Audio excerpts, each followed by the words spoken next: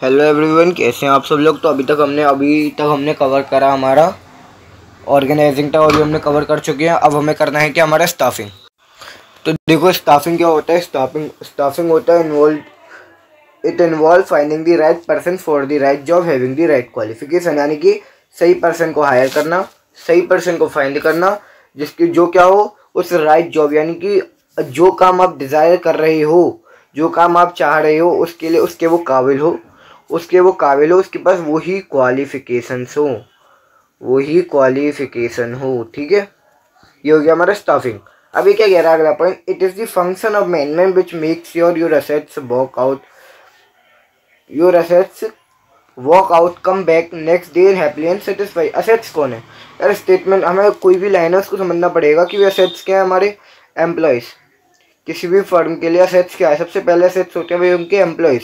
क्यों है एम्प्लॉयज़ भाई, जब एम्प्लॉयज़ अच्छे से काम करेंगे, स्टाफ अच्छे से काम करेगा तो पता है क्या होगा, तो वो फर्म भी अच्छे से रन करेगी। अब उस फर्म को रन करना है तो भाई इनको सेटिस्फाई करना पड़ेगा, जिससे कि क्या हो, अगले दिन ये लोग क्या है, हैप्पीली आए। अगले दिन आए ये लोग हैप्पीली यानी खुशी से आए और सेटिस्फेक्शन के साथ में आए। उसके बाद में हम पढ़ते हैं इंपॉर्टेंस क्या है। पहली इंपॉर्टेंस है filling the vacant job position of a competitive personal. Filling the vacant job position of a competitive, यानी कि ये स्टाफिंग फंक्शन हमारा इंश्योर करता है जो भी फर्म में जॉब पोजीशन है, जो वैकेंट है वो वैकेंट नहीं रहनी चाहिए भाई। जो भी उस जॉब पोजीशन के लिए काबिल जो भी आदमी है उस जॉब पोजीशन के काबिल, उसको वो जॉब पोजीशन मिल जानी चाहिए। पहला पॉइंट हो गया। दूसरा क्या है, placing right person at the right job. यानी कि वो आदमी जो जिस भी जॉब के लिए काबिल है उसको वो जॉब मिलनी चाहिए। यानी कि अगर उस जॉब पे एक आदमी, अगर एमबीए वाला आदमी चाहिए तो एमबीए वाला आदमी, फिर भाई अगर उस जॉब पे चाहिए तो हम एमबीए वाले आदमी को ही हायर करना है। ठीक है, placing right person at right job. उसके बाद में क्या, ऑप्टिमम यूटिलाइजेशन ऑफ रिसोर्सेज। यानी कि अगर हमारे पास प्रॉपर प्लानिंग होगी तो भाई क्या प्रॉपर प्लानिंग हुई हमारे पास में, तो स्टाफिंग फंक्शन क्या है भाई, वो इंश्योर करता है कि जो भी हमारे पास एम्प्लॉयज़ हैं वो उनका हम प्रॉपर वे में यूटिलाइजेशन करें। जो भी हमारा प्लान है उनके बेसिस पे हम उनको इतनी उसी तरफ हम उनको मोटिवेट करें, उसी तरफ उनका डेडिकेशन दिखाएं कि भाई आपको यहाँ पे काम करना है, उनको डायरेक्शन प्रोवाइड करें और ये इंश्योर करें कि भाई कोई भी शॉर्टेज नहीं होनी चाहिए, ना कोई एक्सेस में एम्प्लॉयज़ होनी चाहिए हमारी फर्म के पास में। तीसरा है हेल्पिंग कॉम्पिटिंग। एक बात बताओ कि अगर कोई भी ऑर्गेनाइजेशन है, जैसे कि एक ऑर्गेनाइजेशन है ए, एक है बी। अब मुझे एक चीज़ बताइए कि अगर ए और बी दो हैं, इनके बीच में आपस में चल रही है लड़ाई, भाई कंपटीशन में है ये। अब यहाँ पे क्या है भाई, फिजिकल कैपिटल इनके भी पास है, लेकिन भैया अगर क्वालिफाई आदमी बी के पास ज़्यादा है, इसके पास में कम है, तो एक बात बताओ कौन जीतेगा, कौन आगे जाएगा, बी आगे जाएगा। दिमाग ज़्यादा लग रहा है। तो ये क्या है, स्टाफिंग से हमें ये आंसर होता है कि ये कॉम्पीट करने में मदद करते हैं आपस में दो फर्म को। ठीक है, कैसे, एम्प्लॉयज़, इनके असेट्स कौन है, एम्प्लॉयज़। ठीक है, अब हम बढ़ते हैं आगे देखते हैं। तो आगे हमारा नेक्स्ट पॉइंट है, अब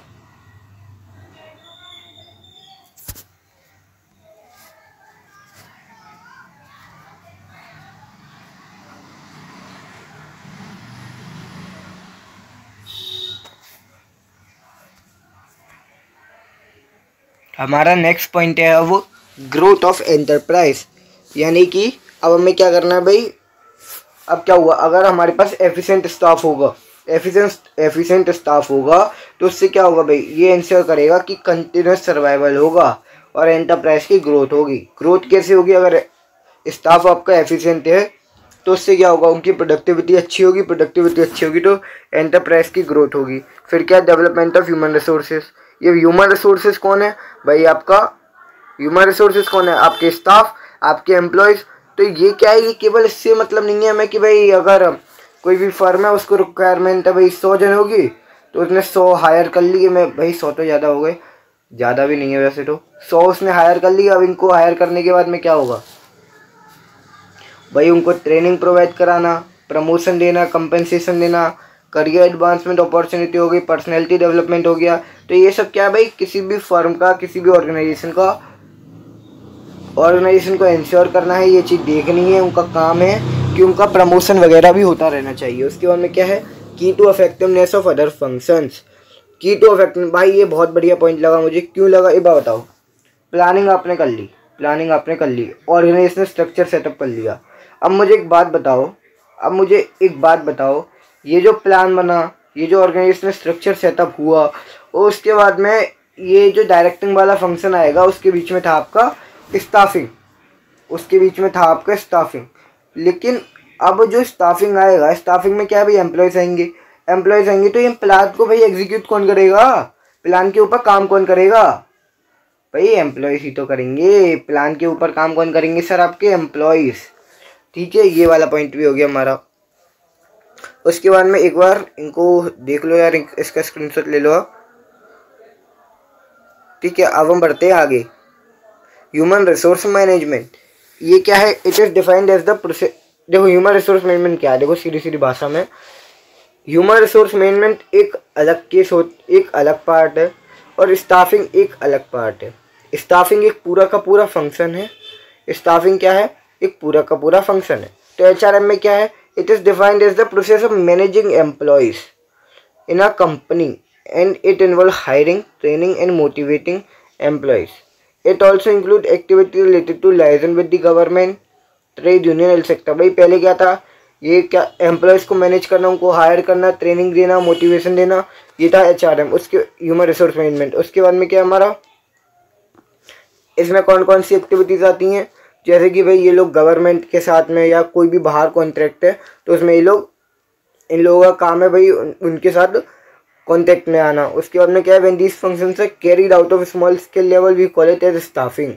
स्टाफिंग क्या है, एक फंक्शन है स्टाफिंग किसका फंक्शन है सर, मैनेजमेंट का, मैनेजमेंट के अंदर। अब भैया मैनेजमेंट क्या है, HRM क्या है, ह्यूमन रिसोर्स मैनेजमेंट। HR क्या है, ह्यूमन रिसोर्स मैनेजमेंट। इसका पार्ट है सर स्टाफिंग, इसका पार्ट है आपका स्टाफिंग। स्टाफिंग क्या है, स्टाफिंग आपका एक लिमिटेड होता है, कहाँ तक, लोगों को हायर करना या फिर उनको निकालना। ठीक है, ये हो गया आपका स्टाफिंग। लेकिन अगर हम बात करते हैं स्टाफिंग से अलग, किससे, स्टाफिंग से अलग, तो ह्यूमन रिसोर्स मैनेजमेंट क्या है भाई, उनको देखना, उनको ट्रेनिंग प्रोवाइड कराना, उनको ट्रेनिंग देना, प्रमोशन करना भैया, उनका डेवलपमेंट देना, नॉलेज प्रोवाइड कराना, ये किसका पार्ट है आपका, ह्यूमन रिसोर्स मैनेजमेंट का। फिर इसमें देखो अब एक लाइन क्या लिख रही है भाई, when these functions are perform at a large scale in big organisation, इसको हम कहते हैं स्टाफिंग। अगर एक छोटे लेवल पे हो रहा है तो उसको कहते हैं हम स्टाफिंग, और बड़े लेवल पे हो रहा है उसको हम कहते हैं ह्यूमन रिसोर्स मैनेजमेंट। लेकिन स्टाफिंग क्या एक पार्ट है किसका, ह्यूमन रिसोर्स मैनेजमेंट का। अब हम बात करते हैं ह्यूमन रिसोर्स मैनेजमेंट के अंदर देखिए क्या क्या है। पहला है human resource planning, it means determining the number and type of personal required to fill the vacant job. Human resource planning क्या है, ह्यूमन रिसोर्स प्लानिंग होती है आपकी, ये क्या डिटरमाइन करती है भाई कितने जने हमें चाहिए। अगर किसी फर्म में 50 जनों की रिक्वायरमेंट है और 50 सीट खाली है और 50 जनों की रिक्वायरमेंट होगी, तो ये आंसर करना कितने जनों की रिक्वायरमेंट है। उसके बाद में एम्प्लॉइंग पीपल, यानी इसमें क्या क्या आ जाएगा आपका, रिक्रूटमेंट, सिलेक्शन एंड प्लेसमेंट करना लोगों की। Career growth, it include training and development of employees. Career growth में क्या है, ट्रेनिंग और डेवलपमेंट देना किसकी, एम्प्लॉयज़ की। परफॉर्मेंस अप्रेजल, परफॉर्मेंस अप्रेजल का मतलब हो गया एक क्या है, एक रिपोर्ट है। रिपोर्ट क्या है, एक फीडबैक है। ये क्या है, परफॉर्मेंस अप्रेजल क्या है, एक फीडबैक है, एक रिपोर्ट है भाई कि किसी भी एम्प्लॉयज़ की कैसी परफॉर्मेंस है। तो इसको लिख लो, ये क्या है, एक फीडबैक। ये क्या है, एक फीडबैक। उसके बाद में मोटिवेशन, मोटिवेशन क्या है, एम्प्लॉयज़ हमारे मोटिवेट होते हैं through financial and non financial incentives. यानी क्या करना है, एम्प्लॉयज़ को मोटिवेट करते रहना, एम्प्लॉयज़ को भैया मोटिवेट करते रहना फाइनेंशियल नॉन फाइनेंशियल इंसेंटिव्स के थ्रू। उसके बाद में क्या है, कंपनसेशन। कंपनसेशन क्या है, salaries are paid along with extra benefit. Compensation क्या है, देखो अगर आज कोई भी व्यक्ति है, काबिल है, उसको क्या है 1 लाख रुपए की तनख्वाह मिल रही है महीने की, महीने की 1,00,000 की तनख्वाह मिल रही है। अब क्या हुआ भाई, वो अगर काबिल है तो फर्म को लगा इसको और पैसा देना चाहिए, तो उसको कंपनसेशन मिला, यानी कि एक्स्ट्रा बेनिफिट को हम कंपनसेशन कहते हैं। Providing social security, human resource management का भी ये काम है कि लोगों की वेलफेयर की तरफ ध्यान देना। अपने आपको बताया था कि किसी भी बिजनेस का, किसी भी फर्म का, किसी भी ऑर्गेनाइजेशन का मेन, देखो ये प्रोफेशन वाले पॉइंट पे हमने पढ़ा था कि हमारा किसी भी फर्म का ध्यान क्या है भाई, प्रोफेशन में क्या है, सोशल वेलफेयर करना। तो हमारा जो बिजनेस है, अब भी मैनेजमेंट हमारा वहीं पे जा रहा है ना, शिफ्ट हो रहा है, मैंने आपको बताया था। तो ये क्या, providing social security, review and audit. ये भाई क्या है, conduct audit of the policies of personal, यानी कि लोग क्या, लोगों के विचारधारा हैं, ठीक है, उनको क्या एम्प्लॉयज़ का कैसा बिहेवियर है, इन सब चीज़ों को रिव्यू करना। विचारधारा क्या है, उनका व्यवहार कैसा है, तो वो सब चीज़ें देखना, ये क्या है हमारे, ये आ जाएगा ह्यूमन रिसोर्स मैनेजमेंट के अंदर। अब हम बात करते हैं क्या, मैन पावर रिक्वायरमेंट है, रिक्रूटमेंट है, सिलेक्शन है, प्लेसमेंट ओरिएंटेशन है। ये सब क्या है भाई, स्टाफिंग के प्रोसेस हैं। स्टाफिंग के प्रोसेस बहुत बढ़िया तरीके से देखो, पहले हम पढ़ते हैं कि estimating man power requirement. Staffing process है आपका, कैसे स्टार्ट होता है, कहाँ से स्टार्ट होता है भाई।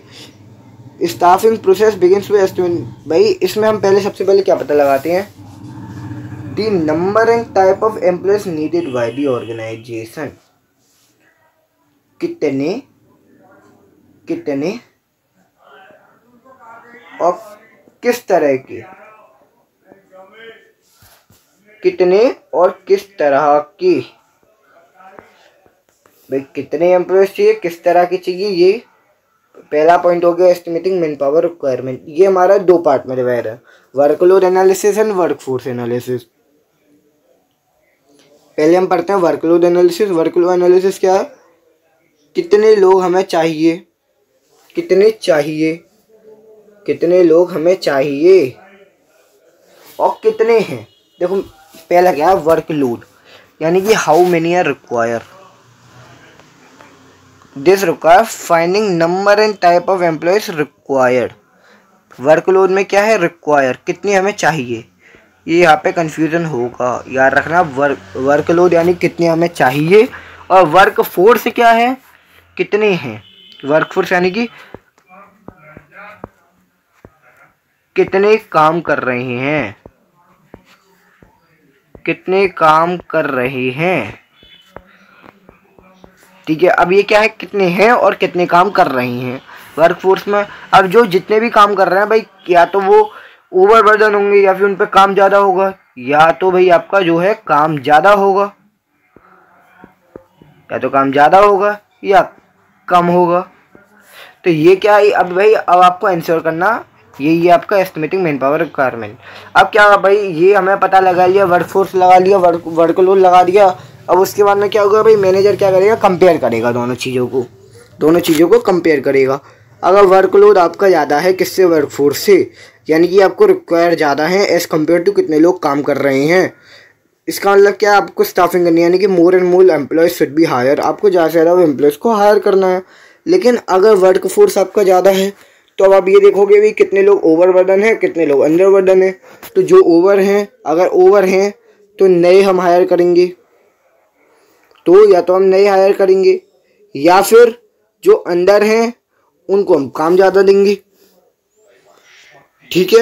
ये हो गया आपका एस्टिमेटिंग मैन पावर रिक्वायरमेंट। अब हम बात करते हैं क्या, रिक्रूटमेंट। रिक्रूटमेंट क्या है, refers to process of inducing people to apply for the job. Recruitment और सिलेक्शन में क्या अंतर होता है, देखो ध्यान से सुनना। रिक्रूटमेंट क्या होता है, रिक्रूटमेंट में हम क्या करते हैं, लोगों को अट्रैक्ट करना, किसकी तरफ, हमारी फर्म की तरफ। भाई आप आइए, हमारे पास में ये जॉब वैकेंट है, आप लोग अपना रिज्यूम दीजिए, अपना CV जमा कराइए। उसके बाद में हम आप लोगों को, अगर हमें अच्छा लगा, आप लोग हमें एप्लीकेशन दीजिए, हमें अच्छा लगा आपका काम, तो हम आपको हायर करेंगे। जो भी हमारा इंटरव्यू का प्रोसीजर है, हम उसको आप फॉलो करते हैं तो हम आपको हायर करेंगे। ये क्या हो गया, रिक्रूटमेंट।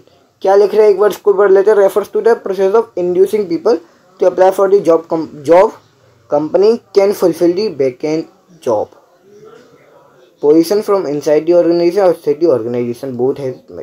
देखो रिक्रूटमेंट मैंने आपको बता दिया कि लोगों को बाहर से बुलाना, आप लोग आइए, हमारे पास में ये जॉब खाली है। या अब रिक्रूटमेंट, और रिक्रूटमेंट क्या है, रिक्रूटमेंट आपकी दो तरीके से हो सकती है, या तो आप इंटरनल, भैया फर्म में ही हमने सोचा हमारे पास ये जो खाली है ये आदमी अच्छा काम कर रहा है, चलो इसका प्रमोशन कर दो। या एक आदमी था कहीं और काम कर रहा था, वहाँ पे एक आदमी वो जा रहा था, यहाँ पे काम कर रहा था, उसको ट्रांसफ़र कर दिया। अब क्या हुआ, अगर आपके पास अब ये तो हो गया भाई इंटरनल एक्सटर्नल हो गया, वो आगे हम देखेंगे। अब लेकिन मानो कहीं कहीं पे आया 100 जने आ गए एक साथ, रिक्वायरमेंट थी आपको दो जनों की रिक्वायरमेंट थी। अब क्या हुआ, 100 में से 98 की तो एप्लीकेशन हो जाएगी रिजेक्ट, 2 की केवल एक्सेप्ट होगी। जो अच्छे होंगे उनका क्या होगा, उनका हो जाएगा सिलेक्शन। यही होता है सिलेक्शन, रिक्रूटमेंट यानी एप्लीकेशन आना, और सिलेक्शन का मतलब हो गया उनको सिलेक्ट करना, जो भी है सुटेबल कैंडिडेट। अब क्या है सिलेक्शन, क्या है, it refers to choosing the most suitable candidate to fulfil the vacant job position. अब सिलेक्शन में क्या था, मैंने आपको बता दिया भाई, उस कैंडिडेट को चूज करना जो क्या है, उस कैंडिडेट को चूज करना जो सुटेबल है उस जॉब पोजीशन के लिए, वैकेंट जॉब पोजीशन के जो कैंडिडेट आपका सुटेबल है। तो सिलेक्शन किसके थ्रू होगा भाई, सिलेक्शन करना। एप्लीकेशन आई इतनी रिजेक्ट हो गई, जो सुटेबल कैंडिडेट था उसको सिलेक्ट कर लिया। लेकिन हम एक और पॉइंट याद रखना, सिलेक्शन को नेगेटिव प्रोसेस कहते हैं। सिलेक्शन को नेगेटिव प्रोसेस क्यों कहते हैं, इसलिए कहते हैं क्योंकि यहाँ पे मैंने आपको क्या बताया भाई, 100 जनों की एप्लीकेशन आई, 98 रिजेक्ट हो गई, यानी आई तो 100 की थी, रिजेक्ट हुए 98। अब 98 रिजेक्ट हो गए, कितने बचे, 2, यानी कि हायर जो हुए वो थे केवल 2, सिलेक्ट हुए केवल 2। बेचारों भाई जो 98 थे उनके बेचारों की लंका लग गई, यार, क्या परेशान हो गए बेचारे, ऐसी नौकरी नहीं मिल रही थी। तो ये होता है, इस लिस्ट को हम कहते हैं नेगेटिव प्रोसेस। अब हम बात करते हैं प्लेसमेंट एंड ओरिएंटेशन। प्लेसमेंट क्या है, लोगों को उस जगह पे बिठाना। हाँ भाई सर आइए, आप बैठिए, आपकी जगह है, आपको ये जॉब हम दे रहे हैं, आप इसके लिए सिलेक्ट हुए हैं, ये होता है प्लेसमेंट। मतलब उस पर्सन को उस जॉब पे बिठाना जिसके लिए वो सिलेक्ट हुआ है। ओरिएंटेशन क्या है, इंट्रोडक्शन करना, वेलकम करना। हाँ भैया आइए, ये पहला दिन है आपका, तो आप मिलिए भाई, सबसे मिलिए, आप लोग आइए, आपका स्वागत है, आप सबसे मिलिए। आपका वेलकम करना क्या है, ओरिएंटेशन। यार ओरिएंटेशन का मतलब क्या है, नए एम्प्लॉय का पुराने एम्प्लॉय से वेलकम करना, ये हो गया आपका ओरिएंटेशन। अब हम बात करते हैं आगे ट्रेनिंग एंड डेवलपमेंट। क्या भैया सिलेक्शन हो गया एम्प्लॉय का, तो ऐसा तो है नहीं भाई वो सीखा सिखाया आएगा, आपको अपना काम भी तो बताना पड़ेगा उसे, आप उसको अपना काम बताइए। तो भैया हमारा ये काम है, आप उसको ट्रेनिंग दोगे, ये भैया तू सीख ले, उसके बाद में हम फिर क्या है तेरे को मोटिवेट करते रहेंगे, इसी तरह डेवलपमेंट होता रहेगा। परफॉर्मेंस अप्रेजल मैंने आपको बताया था। परफॉर्मेंस अप्रेजल क्या है, एक तरीके से एक रिपोर्ट है किसकी, एम्प्लॉय की, एक एम्प्लॉय की एक रिपोर्ट है। और उस रिपोर्ट के बाद में अगर ये क्या है, रिपोर्ट के साथ साथ एक स्टैंडर्ड है। अब भैया अगर कोई भी एम्प्लॉय आया, काम कर रहा है अच्छा, तो सर ठीक है, हम जैसा काम चाहते थे वैसा काम कर रहा है। अब वो काम कर रहा है भैया बहुत बेकार, काम ही अच्छा नहीं कर रहा। अब भाई काम अच्छा नहीं करेगा तो हमने क्या करे, एक स्टैंडर्ड बना लिए। हाँ भैया हम तेरा कंपेयर, अब क्या हुआ, तू ये काम कर रहा है, चल ठीक है कर ले। अब अगर तू काम हमें तेरा अच्छा लगा देन ओके, अदरवाइज भैया टाटा बाय बाय भाई, जा भाई तो फर्म को छोड़ के, हमें ऐसे अब तुम्हारा काम अच्छा नहीं लगा। ये होता है परफॉर्मेंस अप्रेजल। एक रिपोर्ट बनती है, प्रॉपर फीडबैक तैयार होती है, ठीक है। प्रमोशन एंड करियर प्लानिंग में क्या है भाई, अब क्या हुआ, बंदा काम कर रहा है, उसका परफॉर्मेंस हमने देखा, जो रिपोर्ट बनी, फीडबैक बना, उसके बेसिस पे क्या हुआ, अब वो क्या हुआ, उसको प्रमोट करा जाएगा कहाँ पे, हायर जॉब पोजीशन पे। भाई तू जा, अब तेरा अच्छा लगा हमें काम, तो हम तेरा प्रमोशन करते हैं, इससे क्या है तेरे और करियर में इम्प्रूवमेंट आएगा। कंपनसेशन क्या है, it is the financial payment for the job. मैंने आपको क्या बताया, एक्स्ट्रा बेनिफिट को ही हम क्या कहते हैं, एक्स्ट्रा बेनिफिट हमारे होते हैं कंपनसेशन। लेकिन अब ये क्या है, इसमें डायरेक्ट भाई पहले आपको वेजेस वगैरह तो आ जाएंगे, वेजेस एंड सैलरी जो है आपके, उसके साथ में अगर कोई आपको एक्स्ट्रा बेनिफिट मिल रहा है तो वो हो गया आपका कंपनसेशन।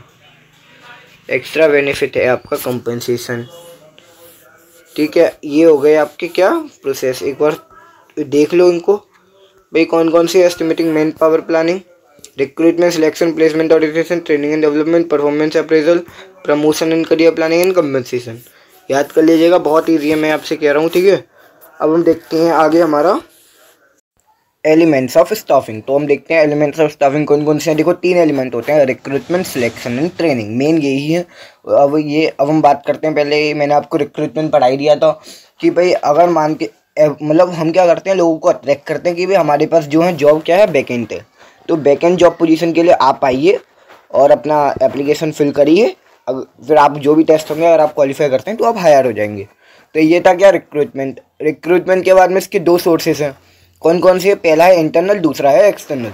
इंटरनल मैंने आपको क्या बताया था कि भाई इंटरनल क्या, जो भी हमारे एग्जिस्टिंग एम्प्लॉयज़ हैं, यानी कि जो अभी फर्म में काम कर रहे हैं, उन एम्प्लॉयज़ को ही अगर हम वैकेंट जॉब पोजीशंस पे फुलफ़िल करें, उन्हीं को अगर हम हायर करते हैं, तो वो हो गया आपका इंटरनल सोर्स। और हम यहाँ पे कोई भी बाहर के एम्प्लॉयज़ को नहीं इन्वाइट करेंगे।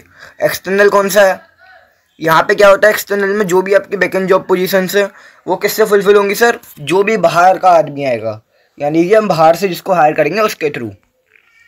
अब हम बात करते हैं भाई इंटरनल रिक्रूटमेंट क्या होता है। देखो इंटरनल में होते हैं 2, ट्रांसफ़र और प्रमोशन। ट्रांसफ़र क्या है?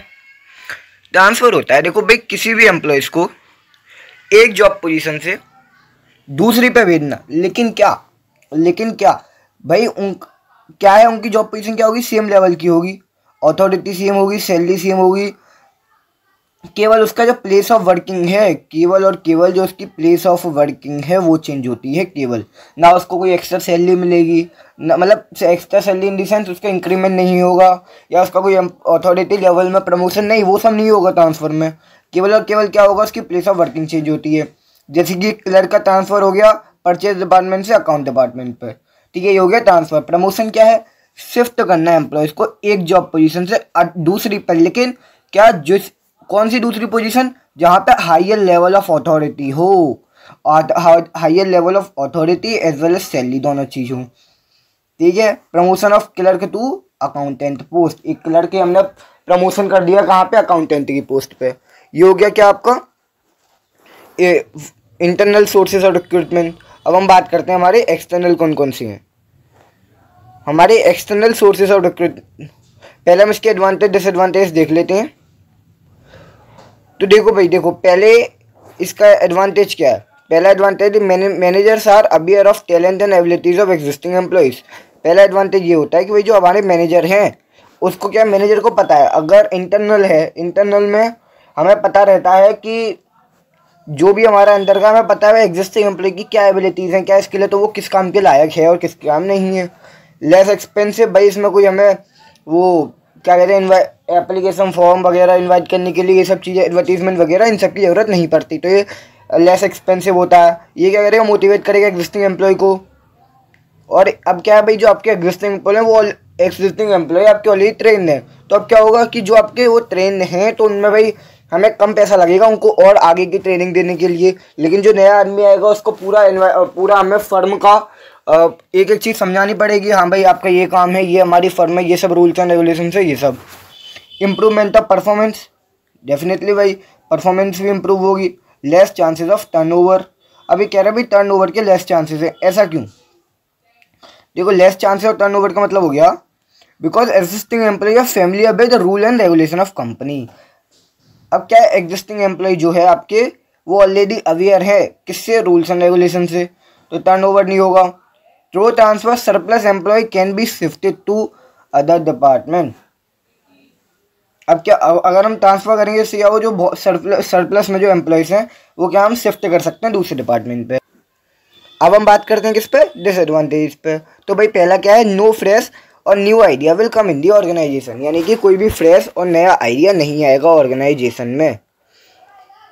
कोई भी नया आइडिया नहीं आएगा। भाई जो पुराने एम्प्लॉयज़ हैं उनको तो सब पता ही है, तो जो उनका दिमाग है उतना ही है। There will be limited choice, आपके बीच में क्या है, चॉइस लिमिटेड रह जाएगी। और ये क्या है, अब भाई कोई नई ऑर्गेनाइजेशन है तो उसके लिए तो नए एम्प्लॉयज़ ही चाहिए, तो not suitable for new organisation. फिर क्या कह रहा है, फ्रिक्वेंट ट्रांसफ़र में reduce the productivity of employee. अगर आप उनको एक जॉब पोजीशन से दूसरी पे भेज रहे हो तो क्या होगी, उनकी प्रोडक्टिविटी कम होगी। Sometime it raise conflict among existing employee. और ये क्या है, कॉन्फ्लिक्ट पैदा करेगा। अगर किसी एक का प्रमोशन हो गया दूसरे का नहीं हुआ तो यार बुरा लगता है, बुरा नहीं लगता, वो गुस्सा आती है सामने वाले पर। भाई 2 क्लास का मॉनिटर बन गया, मैं कैसे नहीं बना, ठीक है। और यार और तो लड़कों की तो अलग ही वो हैं, ठीक है, कोई बात नहीं। लेकिन अब हम बढ़ते हैं आगे। एक्सटर्नल रिक्रूटमेंट, एक्सटर्नल में कौन कौन से हैं, following method of external sources of recruitment are.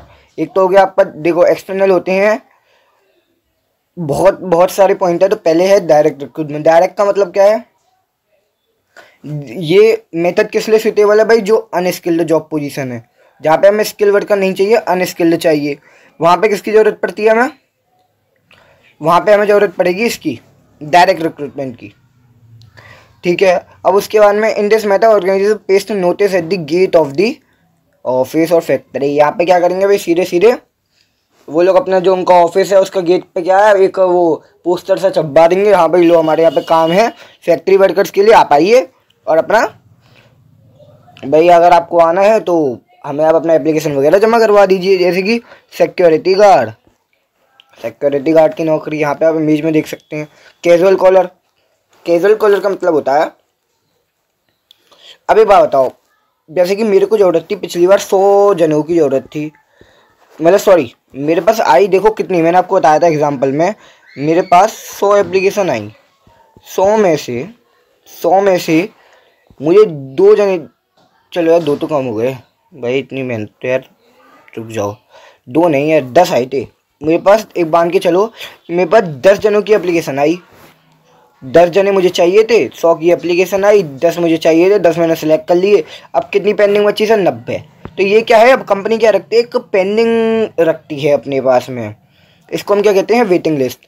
ये क्या है भाई, जो भी उनके पास पेंडिंग रह जाती हैं पिछली बार, अब वो लोग क्या करते हैं, उसी फाइल को खोलते हैं, हाँ भैया हाँ ये आया था पिछली बार, सर आया था, ठीक है, तो हमें इसका काम कैसा लगा, थोड़ा कम था इसलिए इसको नहीं लिया, तो वेटिंग लिस्ट में ये लोग पड़े रहते हैं। जब भी कोई जॉब वैकेंसी होगी इनको आ जाएंगी। क्या है, पेंडिंग एप्लीकेशन, जो पहले आ गई थी लेकिन हमने पेंडिंग में डाल दी। एडवर्टाइजमेंट के थ्रू, भाई एडवर्टाइजमेंट क्या है, is the most common and preferred source of external recruiting. भाई एडवर्टीजमेंट सबको पता है यार, न्यूज़पेपर में एडवर्टीजमेंट आना, किसी जर्नल में आना, ठीक है, मैगजीन वगैरह में एडवर्टीजमेंट आप देखते ही हैं। तो ये सब क्या है, एडवर्टीजमेंट के थ्रू। एम्प्लॉय एक्सचेंज, एम्प्लॉय एक्सचेंज क्या होता है, ये एक ऑफिस है, किसकी एक, यानी कि एक स्कीम है, एक स्कीम कह सकते हैं इसे। ये किसके द्वारा चलाई जाती है भाई, गवर्नमेंट के द्वारा। अब गवर्नमेंट क्या कहती है, लोग क्या करते हैं, हम लोग क्या करेंगे, अगर जिसको भी जॉब चाहिए वो गवर्नमेंट पे, वो एम्प्लॉयमेंट एक्सचेंज के पास जाएगा, वहाँ पे अपनी डिटेल्स वगैरह दे देगा, अपना नाम, अपनी क्वालिफिकेशन, अपना एक्सपीरियंस वगैरह कितना है भाई, और उसके बाद में वो वहाँ पे जमा हो जाएगी। अब क्या करेगी, जो भी ऑर्गेनाइजेशन है जिसको चाहिए, मान के वो 10 जने चाहिए किसी ऑर्गेनाइजेशन को, वो कहाँ पे जाएगी सर, एम्प्लॉयमेंट एक्सचेंज के पास में। अब वो लोग क्या करेंगे, एम्प्लॉयमेंट एक्सचेंज वाले, अच्छा ये कैंडिडेट सुटेबल है इस काम के लिए, चलो इसको भेज दो, ये होता है एम्प्लॉयमेंट एक्सचेंज में। कैंपस रिक्रूटमेंट, कैंपस रिक्रूटमेंट में क्या होता है कि जो हमारी फर्म है, जो भी वो भाई वो क्या करती हैं ऑर्गेनाइजेशन, कोई भी एजुकेशनल इंस्टीट्यूशन, यार इसको वैसे इसको हम इंटर्नशिप भी कह सकते हैं, लेकिन इंटर्नशिप ही है एक तरीके। कैंपस रिक्रूटमेंट में है क्या कि अब क्या करते हैं, एजुकेशनल इंस्टीट्यूशन के साथ में कोलैबोरेट कर लेते हैं। जैसे क्या होगा भाई, अगर उनको बच्चे चाहिए तो वो क्या जाएंगे भाई, ये इंस्टीट्यूशन वगैरह के पास में जाएंगे, और जिन बच्चों का टेक्निकल एंड प्रोफेशनल क्वालिफिकेशन होगा तो वो क्या है, उनको, उन बच्चों को वो रिक्रूटमेंट करते हैं उनके थ्रू। यानी कि कैंपस रिक्रूटमेंट का मतलब है किसी भी प्रोफेशनल इंस्टीट्यूशन के पास जाके बच्चों को रिक्रूट करना, इज़ द कैंपस रिक्रूटमेंट, ठीक है।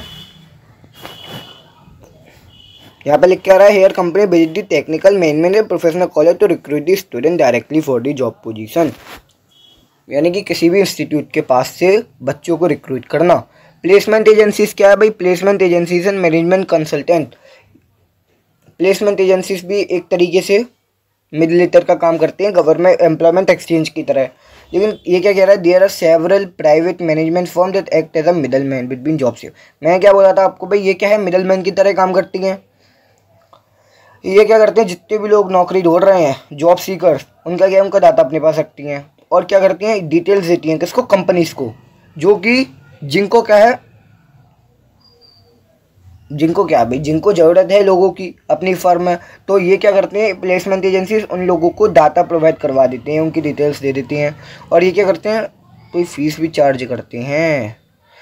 They also charge fee for providing such services. ठीक है, ये लोग फीस भी लेते हैं अपनी। Recommendation from present employees. अब भाई मैं बहुत कॉमन एग्जांपल लेता हूँ।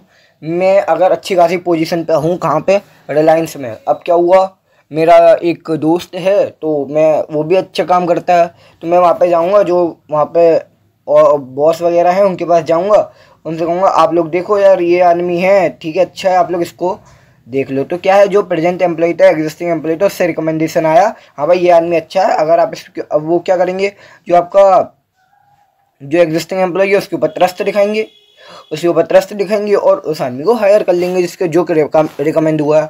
लेबर कॉन्ट्रैक्टर, यार ये चैप्टर हो सकता है थोड़ा लंबा हो जाए क्योंकि ज़्यादा पॉइंट है इसमें, एक एक पॉइंट, लेकिन मैं आपको समझा रहा हूँ। लेबर कॉन्ट्रैक्टर का मतलब क्या है।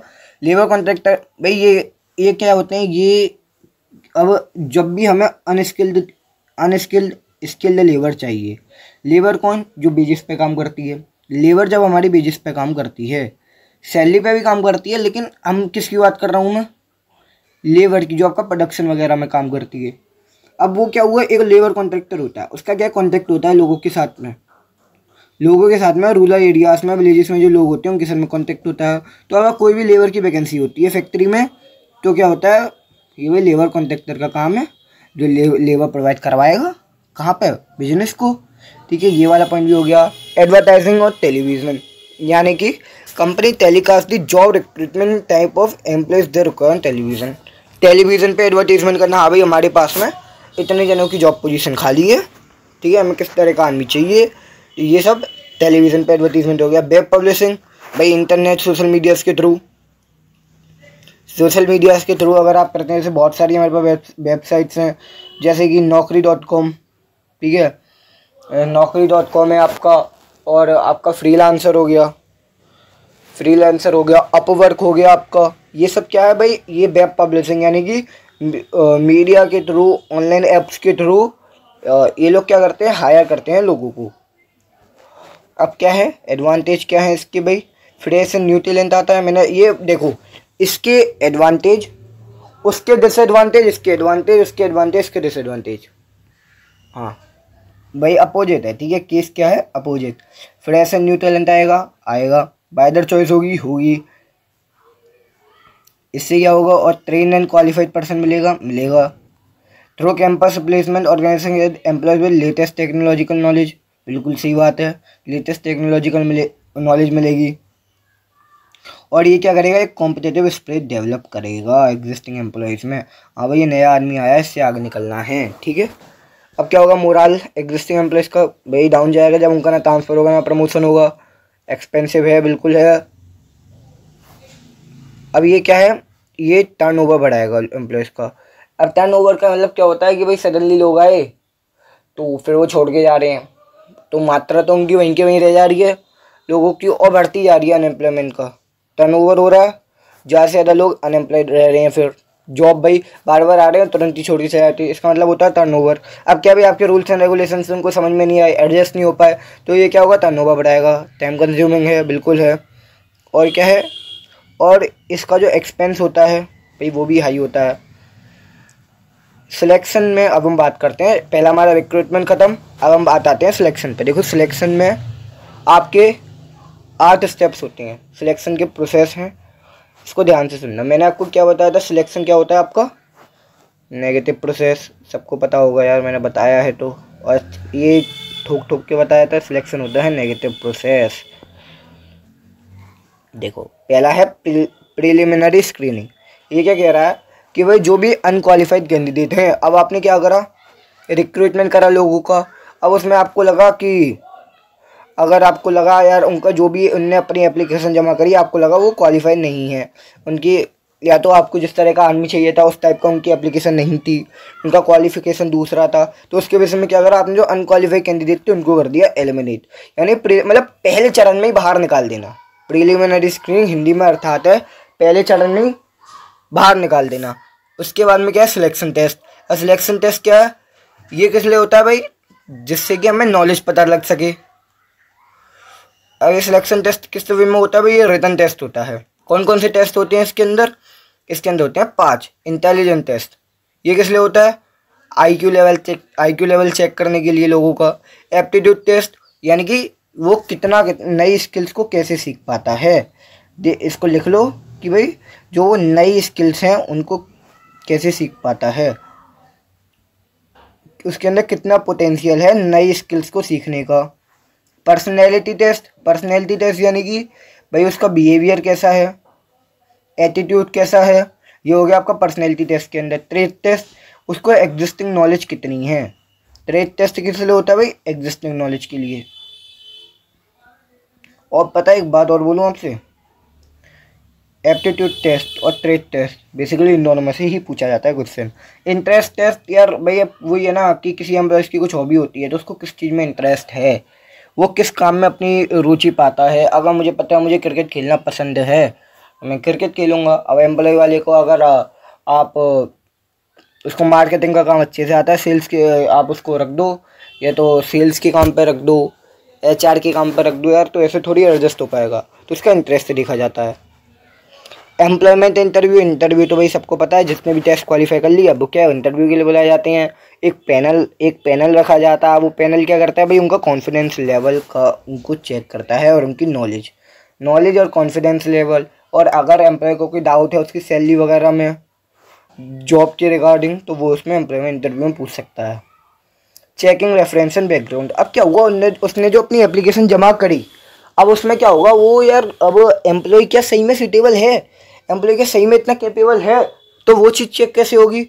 ये होगी चेकिंग रेफरेंस एंड बैकग्राउंड के थ्रू। अब ये क्या है, इसका मतलब क्या है? देखो वो क्या करेगा कि अपनी एप्लीकेशन में 2 रेफरेंस देगा, अपने 2 बैकग्राउंड देगा। अब वो लोग क्या करेंगे कि अगर उनको लगा कैंडिडेट सही तो चलो इसका ये चेक करते हैं रेफरेंस जो इसने दिया है। तो अब वो क्या करेंगे, अगर बाई चांस मैं किसी इंस्टीट्यूट में पढ़ता था, अब मैं गया नौकरी के लिए, तो मैंने क्या करा उस इंस्टीट्यूट का रेफरेंस दे दिया। भाई अगर आपको मेरे बारे में और कोई जानकारी करनी है तो आप इंस्टीट्यूट से कर लो। तो अब वो लोग क्या करेंगे, जो ऑर्गेनाइजेशन वाले वो वहाँ पे इंस्टीट्यूट पे कॉल करेंगे, वो पूछेंगे क्या सर ऐसी बात है, क्या ये आदमी इस कैपेबल है कि नहीं है। तो ये हो गया चेकिंग रेफरेंस एंड बैकग्राउंड। ठीक है। सिलेक्शन डिसीजन, यार सबको पता है सिलेक्शन लिस्ट बनाई जाती है भाई कौन किसने टेस्ट को पास करा। मेडिकल एग्जामिनेशन, भाई मेडिकल टेस्ट भी करवा लेते हैं। जैसे मेडिकल टेस्ट का वो रहता नहीं है लेकिन मेडिकल टेस्ट भी करवा लेते हैं। जॉब ऑफर, अब क्या है कैंडिडेट जिनने भाई मेडिकल टेस्ट क्लियर कर लिया उनको क्या अपॉइंटमेंट लेटर दे देते हैं। उसमें डेट ऑफ ज्वाइनिंग की डेट हो गई, टर्म्स एंड कंडीशंस हो गई, और ये सब चीज़ें आपकी मेंशन रहती हैं। और एक टाइम दे दिया जाता है, रीजनेबल टाइम भी, इतने समय में आप फर्म को ज्वाइन कर सकते हैं। कॉन्ट्रैक्ट का क्या भाई, जो कैंडिडेट को जो जॉब ऑफर एक्सेप्ट हुआ अब वो क्या उसको साइन कर देगा। तो उनमें क्या हो गया, अब वो क्या हुआ उनके बीच में आपस में कोलैबोरेशन हो गया, मतलब अब वो कॉन्टैक्ट में आ गए दोनों, कौन, ऑर्गेनाइजेशन और आपका एम्प्लॉयज़। अब क्या करेगा भाई, अब जो भी बिजनेस की तरह, अब वो क्या है, अब इसमें और क्या, it refer to signing of contract of employment content of contractor are the duty and responsibilities of the employees towards the job, pay allowance and terms of the job. अब क्या भाई एक बार उसने साइन कर दिया तो अब ये सब भाई ये पे अलाउंसेस वगैरह ये सब उसको ऑर्गेनाइजेशन देगी और इन सब चीज़ों के रिगार्डिंग बात करेगा। और उसके बाद में उसको और क्या क्या मिलेगा भाई, अब भाई वो रिस्पॉन्सिबल है किस लिए, फर्म में कुछ भी हो रहा है। तो ये हो गया आपका contact of employment. Training and development, training क्या है, डेवलपमेंट होता है overall growth of the employee, development है ओवरऑल ग्रोथ। लेकिन ट्रेनिंग क्या है, अगर आप किसी भी आदमी को, किसी भी नया हो पुराना हो, अगर आप उसको एक बेसिक स्किल सिखा रहे हैं वो होती है ट्रेनिंग, जिससे वो अपना काम कर सके। उसकी नॉलेज और स्किल बढ़ाना पर्टिकुलर काम के लिए होती है ट्रेनिंग। डेवलपमेंट क्या, ओवरऑल ग्रोथ करना होता है आपका डेवलपमेंट। ट्रेनिंग क्या है, एक पार्ट है, इसको याद रखना। ट्रेनिंग क्या है, the part of development. Training क्या है, फोकस करता है प्रेजेंट रिक्वायरमेंट, यानी कि भैया वर्तमान में उसका काम क्या है, वर्तमान में काम क्या है, वर्तमान काम पे ट्रेनिंग फोकस करता है। और डेवलपमेंट क्या है, present as well as future requirement, भाई वो आगे भाई भविष्य में क्या ज़रूरत पड़ सकती है, भविष्य की रिक्वायरमेंट को कौन देखता है, आपका डेवलपमेंट। ठीक है। अब ये नीड क्या है इनकी, एक क्या करेगा भाई, ट्रेनिंग आपका क्या करेगा, ट्रेनिंग डेवलपमेंट की बेनिफिट क्या है, लर्निंग टाइम कम करेगा। अब क्या है भाई, अगर कोई ट्रेंड आदमी होगा तो वो क्या होगा, कम समय लेगा नई जॉब को सीखने में as compare to untrained employee. Attitude formation, training क्या करता है, अब भाई जो उस आदमी का काम है, तो भाई वो अब ऐसा तो है नहीं आपको ज़बरदस्ती बोलूँ आप जाओ और प्रोडक्शन का काम करो, तो प्रोडक्शन का काम करोगे तो भाई आप ज़बरदस्ती थोड़ी ना थोपूंगा मैं आपके ऊपर। तो ये क्या एटीट्यूड, उसका पॉजिटिव एटीट्यूड करना, एटीट्यूड फॉर्मेशन, बेटर परफॉर्मेंस, भाई परफॉर्मेंस भी डेफिनेटली डेवलप होगी। देखो इनमें क्या है कि एक बार समझने के बाद में आप, अगर आपको एक बार पॉइंट याद है, पॉइंट भी याद नहीं है, एक बार पढ़ के जाओगे ना, अपने मन से भी लिख के आओगे पॉइंट। बस मैं आपसे ये कहूँगा, ये हेडिंग है ना, ये सब हेडिंग, जैसे आपका बेटर परफॉर्मेंस हो गया, एटीट्यूड फॉर्मेशन हो गया, ये हेडिंग अगर आप इनको लिखने के बाद पॉइंट को अपने आप डिफाइन करोगे, नंबर आपको पूरे मिलेंगे। बस आपका पॉइंट जो है रिलीज करना चाहिए। Help in solving operational problem, training in भाई अगर कोई भी, अब ये क्या हुआ कि ये क्या करेगा, आपको मदद करेगा किसमें, ऑपरेशनल प्रॉब्लम को सॉल्व करना। ऑपरेशनल प्रॉब्लम कौन सी होगी भी, जैसे रिसोर्सेज वगैरह की, लैक ऑफ टीम वर्क वगैरह। भाई एक बार हमने उसको ट्रेनिंग दी, डेवलपमेंट करा, ट्रेनिंग एंड डेवलपमेंट हुआ, तो वो क्या टीम वर्क में भी काम करेगा, ठीक है, डिससेटिस्फाई नहीं होगा ये सब। रिड्यूस लेबर टर्नओवर, भाई सही है, अगर वो एडजस्ट हो गया आपके बिजनेस में तो टर्नओवर भी कम होगा। Managing manpower need, some organization machinist but operating staff is not available. भाई अब वो क्या कह रहा है, मैनेजिंग मैन पावर, अगर उसकी ट्रेनिंग है, डेवलपमेंट है, तो क्या होगा कि भाई मशीनिस्ट हैं लेकिन ऑपरेटिंग स्टाफ नहीं है उसके लिए, तो क्या जो आपका ट्रेन एम्प्लॉय है वो क्या करेगा, अनट्रेन्ड एम्प्लॉय को ट्रेन करेगा, ठीक है, इससे कि क्या हो, जो अनट्रेंड है वो भी हमारी, अगर हमारे पास स्टाफ नहीं है तो जो मशीनिस्ट है उनको ऑपरेट कर सके। Help to adopt the changes, definitely भाई ट्रेनिंग देंगे, डेवलपमेंट कराएंगे तो क्या होगा, चेंजेस अडेप्ट कर पाएगा। Benefit of training and development to employees, benefit क्या क्या भाई ट्रेनिंग एंड डेवलपमेंट एम्प्लॉयज़ के, it improve the skills and knowledge of employees which bring better career options for them. भाई इसको अभी पहले हमने नीड पढ़े, बेनिफिट क्या क्या कह रहा है, it improve the skills and knowledge, सही बात है, ये वो वाले नीड थे, बेनिफिट थे किसके लिए, ऑर्गेनाइजेशन के लिए, ये किसके लिए, एम्प्लॉयज़ के लिए, उनकी स्किल्स एंड नॉलेज को डेवलप करेगा। इससे क्या होगा, उनकी अर्निंग बढ़ेगी भाई, उनकी ट्रेनिंग, अगर वो ट्रेंड हो जाएंगे उनकी अर्निंग बढ़ेगी। सेटिस्फेक्शन मोरल बढ़ेगा। जॉब सिक्योरिटी होगी, हाँ भाई बिल्कुल होगी। चांसेस ऑफ प्रमोशन के चांसेस हैं। ये बताओ इसमें कोई पॉइंट में डाउट हो सकता है, नहीं हो सकता, पढ़ने पे समझ में आ रहे हैं। मेथड क्या क्या भाई, लास्ट टॉपिक है, बिल्कुल लास्ट है, ठीक है, चिंता मत करना। ऑन दी जॉब ट्रेनिंग क्या है। अब क्या हुआ, जब भी आदमी आया, ये अच्छा टॉपिक है इसलिए कह रहा हूँ, मेथड्स ऑफ ट्रेनिंग। जब भी कोई एम्प्लॉय आया, अब क्या हुआ, उसको तो कुछ आता नहीं है, तो आप इसको क्या करोगे, ट्रेनिंग दोगे। अब ऑन दी जॉब ट्रेनिंग क्या होती है, जब भी आदमी को काम सिखाया जाए, यानी ट्रेनिंग दी जाए, कब, जब वो काम कर, और मतलब जब वो जॉब पे हो तब उसको ट्रेनिंग देना क्या होता है, ऑन दी जॉब ट्रेनिंग। मतलब जॉब के समय पे ट्रेनिंग देना हो गया on the job training. Of the job training होता है कि भैया उसको ट्रेनिंग पे नहीं, मतलब उसको काम पर नहीं, काम के समय पे हम ट्रेनिंग नहीं देंगे, उसको अलग से हम सिखाएंगे, ये हो गया off the job training. Here employees are trained while they are performing their job, उनको जॉब करते समय ही सिखाना। They learn by doing this method is suitable only for technical job. और टेक्निकल जॉब के लिए अगर किसी को मशीनरी का काम सिखाना है तो अब मशीनरी का उसको, आप जैसे उसका जॉब है मशीनरी की, मशीनरी ऑपरेट करना उसको नहीं आता, तो हम क्या उसको वहीं के वहीं उसको सिखाना, काम के समय पर सिखाना, ऑन दी जॉब हो गया। This method avoid when organization deal with heavy. अब यार एक बात बताओ, अब वो कोई करोड़ों की मशीन है आपकी, अब आप उसको दे दोगे नए आदमी को, या वो ख़राब कर गया, तो भाई अपने आप सोचो, कोई फर्म और कोई भी ऑर्गेनाइजेशन क्या हैवी एंड एक्सपेंसिव मशीनरी के ऊपर वो कर सकती है, दाव खेलेगी, नहीं खेलेगी। ऑफ दी जॉब के it mean training the employee with taking them away from their working position. मैंने आपको बताया जहाँ पे वो काम कर रहे हैं उससे उनको दूर ले जाना, यानी वहाँ पर उनको ट्रेनिंग मत नहीं देना, लेकिन जहाँ पे वो काम कर रहे हैं उससे अलग हट के उनको ट्रेनिंग देना। उनको क्या करना है, एक ब्रेक देना जॉब, मतलब वो जॉब पे नहीं आएंगे, पहले एक ट्रेनिंग प्रोग्राम के लिए उनको भेजा जाता है, ठीक है। अब हम बात करते हैं क्या common and popular technique of training under on the job method, कौन कौन सी है। देखो पहली होती है आपकी अप्रेंटिसशिप, इसको मैं समझा रहा हूँ, ध्यान से सुनना, पैराग्राफ का क्या ही करेंगे।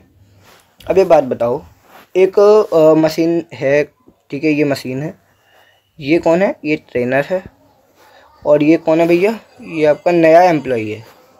अब क्या हुआ कि इस मशीनरी को ऑपरेट कौन करेगा। पहले भाई सीखना काम तो इसको है, लेकिन हमने क्या करा है, एक ट्रेनर को हायर करा। इसको क्या करा, हायर भी क्यों करना है, हमारा जो एग्जिस्टिंग एम्प्लॉई है इस पर वो काम आता है, वो ट्रेनर था हमारा।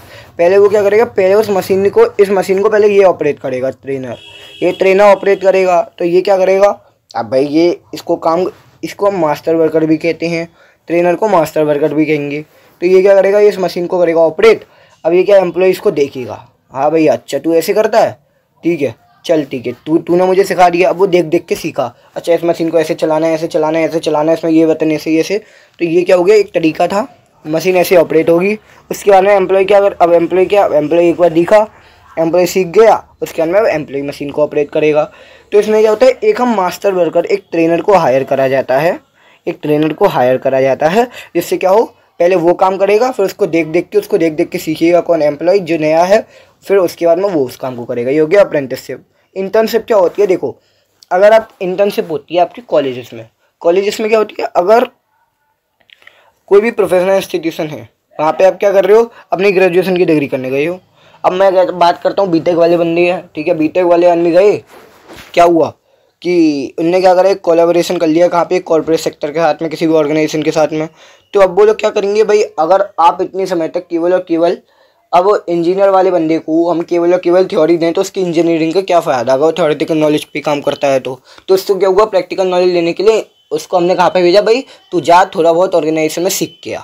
तो ये हो गया हमारा इंटर्नशिप, यानी कि आप अपना कॉलेज भी कर रहे हो, लेकिन वहाँ से रिकमेंडेशन आया कि भाई वो कॉलेज वालों ने कहा, प्रोफेशनल इंस्टीट्यूट वालों ने, कि आपकी जो इंस्टीट्यूशन थी उसने कहा भाई जा तू प्रैक्टिकल नॉलेज सीख के आ। तो जब वो प्रैक्टिकल नॉलेज सीख के आएगा उसे कहते हैं हम इंटर्नशिप। अब उनको क्या भाई, जा रहा है बंदा, कुछ ना कुछ करके आ रहा है, तो उसको क्या है भाई, क्या दिया जाता है, स्टिपेंड, ठीक है लिख लीजिएगा। अब आप कहीं पे जाओगे, काम करके आओगे तो कुछ तो मिलेगा भाई, मिलता ज़्यादा कुछ नहीं है, पहले ही कह रहा हूँ, ठीक है, कहो तो मिले और कहो तो ना मिले, ये तो बस ड्रामेबाजी है, ठीक है। इंडक्शन और ओरिएंटेशन क्या है, अगर कोई भी नया एम्प्लॉय आया तो क्या हुआ, उसका वेलकम करना, उसको receiving and welcoming of an employee, जब भी वो कंपनी को ज्वाइन करेगा तो उसका वेलकम करना, उसको लोगों के साथ में मिलाना, एग्जिस्टिंग एम्प्लॉयज़ के साथ में, इससे वो इन्वायरमेंट में सेटल हो सके। ये हो गया आपका ऑन द जॉब ट्रेनिंग के मेथड, अप्रेंटिसशिप, इंटर्नशिप, इंडक्शन और ओरिएंटेशन सॉरी। अब उसका में क्या, common and popular technique of training under of the job method. इसमें केवल एक है, और ये आपका लास्ट टॉपिक, ये क्या होता है, वेस्टिब्यूल। अब क्या हुआ, वेस्टिब्यूल में क्या होता है, देखो सुनो, मेरे को पता था कि भाई अगर मेरी मशीनरी है हैवी, मतलब एक्सपेंसिव है, लेकिन एक बात और बताऊंगा कि अगर मेरी मशीनरी एक्सपेंसिव है तो मैं इस बंदे के हाथ में नहीं दे सकता। तो मैंने क्या करा, एक डमी मॉडल तैयार कर लिया, it means duplicate model of organization. एक डमी मॉडल मैंने तैयार कर लिया। अब ये था मेरा डमी मॉडल, ये डुप्लीकेट मॉडल था मेरा। अब मैं क्या हुआ कि इन सबको जॉब से हटा के, अभी आप जॉब से फ्री हो, अभी आप ट्रेनिंग लेके आओ, तो ट्रेनिंग लेने चले गए। अब ये क्या हुआ, डमी मॉडल पे काम करेंगे। अब वैसे यहाँ पे लॉस हो भी जाता है तो कोई बात नहीं, हम एम्प्लॉयज़ को ट्रेनिंग ही दे रहे हैं। एक बार इसको पढ़ लेते हैं, ठीक है, उसके बाद में हमारा ये चैप्टर खत्म। क्या कह रहे हैं, when machineries are heavy, complex and expensive, then on the job training method is generally avoided. यही बोला था मैंने भाई, हैवी है तो कैसे दे देंगे, एक्सपेंसिव है तो। A dummy model of machinery prepare and employees are getting training from that dummy model, and when employees are train they can how work in original machinery. अब क्या हुआ, एक बार ट्रेन हो जाएंगे उस डमी मॉडल के थ्रू, वो लोग अच्छे से काम करने लगेंगे। तो ये था आपका चैप्टर खत्म। यार चैनल को लाइक करना, सब्सक्राइब करना, ठीक है, वीडियो को लाइक करो, सब्सक्राइब करना, शेयर करना वीडियो को, और कोई भी डाउट हो आप कमेंट सेक्शन में डाल सकते हैं। हमारा स्टाफिंग भी हमने ख़त्म कर लिया। अब आपका बचा डायरेक्टिंग कंट्रोलिंग पार्ट ए में, और बाकी के 4 चैप्टर पार्ट बी के, वो भी मैं आपको प्रोवाइड करा दूंगा। Thank you all of you, मिलते हैं हम हमारी नेक्स्ट वीडियो में।